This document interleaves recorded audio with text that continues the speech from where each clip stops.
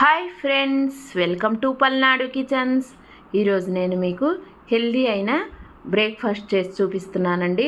అందుకోసం నేను ఈ జొన్నల్ని తీసుకొని శుభ్రంగా కడిగి ఆరిన తర్వాత ఇప్పుడు నేను ఒక గ్లాసు జొన్నలను తీసుకొని దీన్ని మిక్సీ పట్టించుకుంటున్నానండి.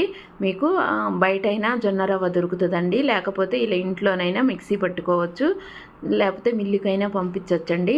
ఎలా రెడీ చేసుకోవచ్చు చూశారు కదా. నేను కొంచెం రవ్వగా, మరీ రవ్వ కాకుండా సన్న రవ్వగా పట్టుకోవాలండి మిక్సీ. చూశారు కదా, ఇలా పట్టుకోవాలి. ఇప్పుడు దీన్ని ఒక గిన్నెలోకి పోసేసుకొని దీంట్లోంచి నేను 2 గ్లాస్ తీసుకుంటున్నానండి. మొత్తం చేయకుండా 2 గ్లాస్ తీసుకుంటున్నాను. ఇప్పుడు ఇలా డైరెక్ట్గా అయినా మనం చేసుకోవచ్చండి. నేనైతే ఇప్పుడు కొంచెం వాటర్ పోసి ఒక 5 మినిట్స్ నీళ్ళల్లో నానబెడుతున్నానండి రవ్వని. అలా నానబెట్టడం వల్ల తొందరగా ఉడికిపోతుందండి. మామూలుగా డైరెక్ట్గా కూడా నానబెట్టకుండా కూడా చేయొచ్చండి.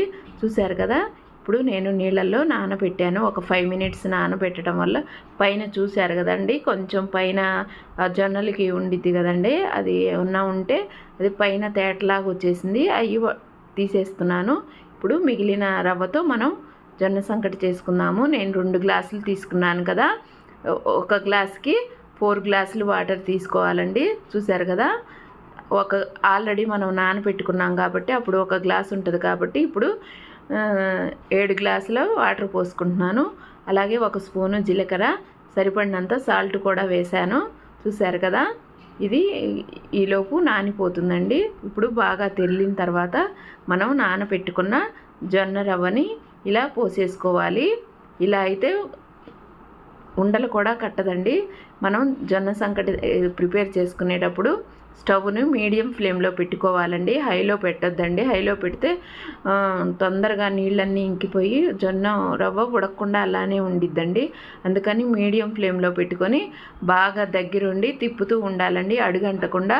అప్పుడే బాగా ఉడికిపోతుందండి, అప్పుడే మంచి టేస్ట్గా ఉంటుందండి. ఇది షుగర్ ఉన్నోళ్ళకి బాగా ఉపయోగం అండి. అలాగే పిల్లలకి కూడా మనం వారానికి ఒకసారి, పిల్లలైనా పెద్దవాళ్ళకైనా వారానికి ఒకసారి తినటం వల్ల ఎముకలు అవి బలంగా తయారవుతాయండి. ఇప్పుడు ఉన్న రోజులను బట్టి వారానికి ఒక రోజు చిరుధాన్యాలు ఏదో ఒక బ్రేక్ఫాస్ట్ కానీ డిన్నర్ కానీ తీసుకోవాలండి. చూశారు కదా, ఎంతో హెల్తీ అయిన జొన్న సంకటి అండి. ఈ వీడియో కనుక మీకు నచ్చినట్లయితే లైక్ చేయండి, షేర్ చేయండి, సబ్స్క్రైబ్ చేసి పక్కనున్న బెల్ ఐకాన్ని ప్రెస్ చేయండి. అప్పుడు మాత్రమే నా వీడియోస్ మీకు వస్తాయండి. దీంట్లోకి కాంబినేషన్గా మనం రసం లాంటిదైనా తీసుకోవచ్చు, లేకపోతే నేను మునగాకు కారపొడి ఇంతకు ముందు వీడియోలో చేశానండి. ఆ కారపొడితో మేము తింటున్నాము. చూశారు కదా, ఈ వీడియో నచ్చితే లైక్